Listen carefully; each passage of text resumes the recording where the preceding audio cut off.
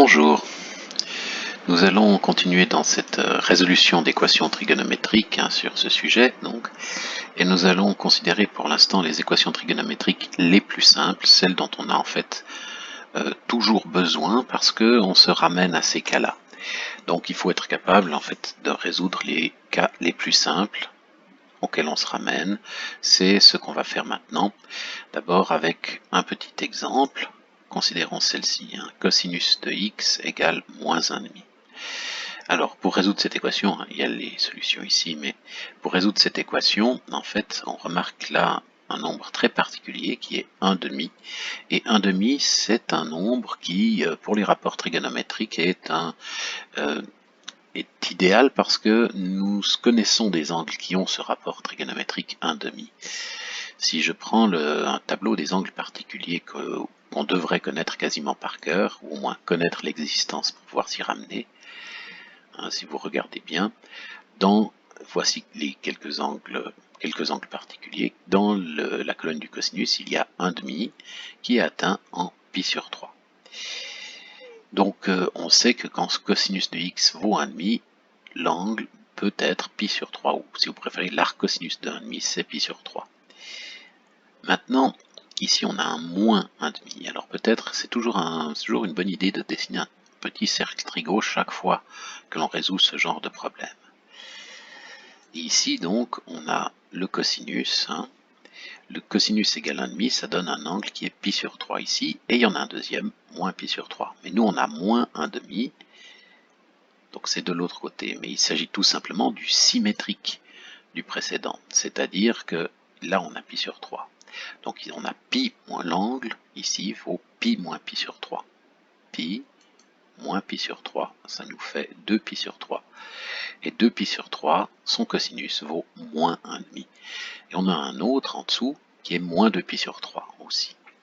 D'où les deux solutions que l'on a là, qu'on voit, ça correspond donc à ces deux points qui sont ici, qui correspondent aux angles 2 pi sur 3 et moins 2 pi sur 3. Et comme ça n'est déterminé qu'à des tours complets près, il faut toujours rajouter ce 2 pi qui précise que ce n'est qu'au tour complet près que c'est déterminé. Donc en fait on a 2 pi sur 3, mais aussi 2 pi sur 3 plus 2 pi, plus 1000 pi, 2 pi sur 3 moins 4 pi, etc. Puis la même chose pour moins 2 pi sur 3. Donc ça c'était un premier exemple simple. Alors peut-être voyons un exemple avec un sinus. Voilà, là j'ai pris quelque chose d'un peu plus compliqué cette fois. Sinus de 3x plus pi sur 8 égale moins racine de 2 sur 2. Alors, affichons ici moins racine de 2 sur 2. Bon, racine de 2 sur 2, c'est un nombre très particulier qui correspond à pi sur 4, c'est-à-dire 45 degrés si vous préférez. Et c'est dès qu'on voit racine de 2 sur 2, il faut penser pi sur 4. Puis après on réfléchit, est-ce que c'est vraiment ça? Mais racine de 2 sur 2 doit être automatique pi sur 4, tout de suite. Ensuite, on réfléchit si vraiment c'est la bonne idée de considérer que c'est pi sur 4. Donc ici, sinus d'un angle égal racine de 2 sur 2, ça devrait être pi sur 4. Sauf qu'ici, on a moins racine de 2 sur 2, donc au lieu d'avoir cet angle-là, pi sur 4, on a l'angle qui est ici, moins pi sur 4. Enfin, il y a moins pi sur 4 ici, mais il y en a un autre qui est pi moins pi sur 4, donc 5 pi sur 4, cet angle ici qui est le symétrique par rapport à l'axe vertical, par rapport à l'axe des sinus. Donc ces deux angles, moins pi sur 4 et 5 pi sur 4, ont tous les deux en fait le même sinus qui vaut racine de 2 sur 2. Donc, ce qu'on obtient, c'est qu'il y a deux possibilités. Soit l'angle qui est 3x plus pi sur 8, c'est moins pi sur 4 plus 2k pi, ou 3x plus pi sur 8, c'est pi moins pi sur 4 plus 2k pi. Les deux possibilités ici. Ceci n'est pas un système d'équations, ça c'est juste pour dire qu'il y a deux cas équivalents à ça, c'est-à-dire c'est en fait un ou ici, contrairement au système d'équations où c'est un et. Pour les équations trigonométriques, la plupart du temps c'est un ou. Et seul le contexte ou la logique qui est derrière permet vraiment de distinguer, parce qu'on les note comme ça, désolé. Alors maintenant on peut réécrire ça, donc réécrivons déjà le membre de droite. Alors là, il n'y a rien à faire, hein. Moins pi sur 4 plus 2k pi reste comme il est. Là, on a pi moins pi sur 4 qui devient 5 pi sur 4, c'est réglé. On va commencer par soustraire pi sur 8 dans chacune de ces équations, histoire de mettre tout ce qui ne contient pas de x de l'autre côté. Donc on soustrait pi sur 8. Si on met au même dénominateur, ça nous fait 3x égale moins 3 pi sur 8 plus 2k pi, ou 3x égale 9 pi sur 8 plus 2k pi. Et maintenant, il s'agit de diviser par 3. Alors, en divisant la première, on obtient x égale moins pi sur 8 plus 2k pi sur 3, attention, et x égale 3 pi sur 8 plus 2k pi sur 3. Donc nos solutions ici, donc on obtient deux familles de solutions, une première famille où c'est du moins pi sur 8 plus un truc qui se répète, plus une périodicité, et l'autre qui est 3 pi sur 8 plus une périodicité. Donc on a deux familles de solutions, mais là où il faut faire attention, c'est que ces deux familles, en fait, sont définies qu'à 2k pi sur 3 près. Ce qui signifie, entre autres, que, par exemple, entre 0 et 2π, il y a trois angles. Donc trois angles orientés qui correspondent à cette famille. Et ici, il y a trois angles orientés aussi qui correspondent à cette famille. Il y a moins pi sur 8 plus tout court, moins pi sur 8 plus 2π sur 3, et moins pi sur 8 plus 4π sur 3.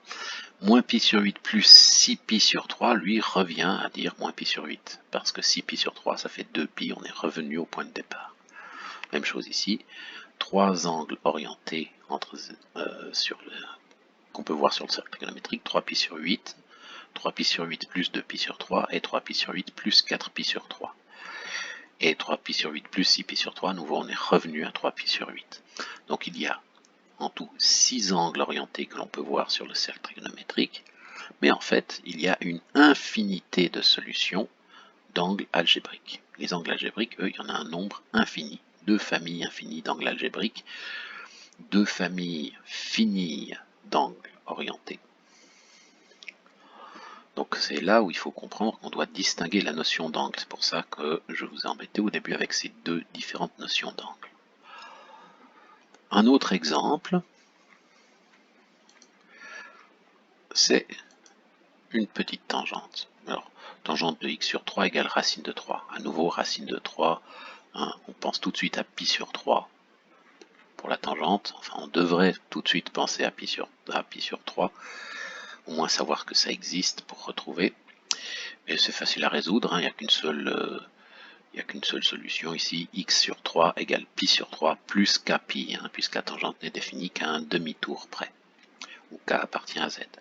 Et la solution, il suffit de multiplier par 3 et on obtient x égale pi plus 3k pi. Et là, il faut remarquer qu'ici c'est 3k pi. C'est important. Qu'est-ce qui s'est passé ici? Là, en fait, on a toujours une famille de solutions d'angles algébriques, famille infinie, mais en fait, les angles orientés qu'on peut représenter sur le cercle trigo, eux, n'ont plus vraiment de sens pour cette équation. Parce que, en fait, pi est solution, de même que 4pi, mais pas par exemple 2pi n'est pas solution de ce truc-là. 2pi n'est pas solution, 3pi n'est pas solution, 4pi est solution, etc. Donc on voit ici un petit souci, disons, c'est que c'est donc que ces angles-là n'ont plus de sens géométrique, ils n'ont qu'un sens algébrique. Entre guillemets, hein, ça a un sens réel, c'est-à-dire c'est vrai, il peut y avoir des problèmes où c'est ça, ou par exemple, vous devez tourner un volant de 1 tour et demi, c'est ça en fait, 1 tour et demi pour revenir au point de départ, hein, ça dépend comment la machine est construite derrière, donc il y a des problèmes où ça peut vraiment être une solution dont on a besoin, mais la solution est un angle algébrique et pas un angle géométrique ou orienté. Donc du coup, on ne peut plus les représenter sur le cercle trigonométrique, il faut vraiment les représenter sur une droite. Et en faisant varier, donc ici j'ai l'intervalle 0, 2pi sur l'axe réel, et en faisant varier k, on obtient les solutions, ici pi, là 4pi, ensuite on aurait 7pi, etc. et puis de l'autre côté, moins 2π, etc.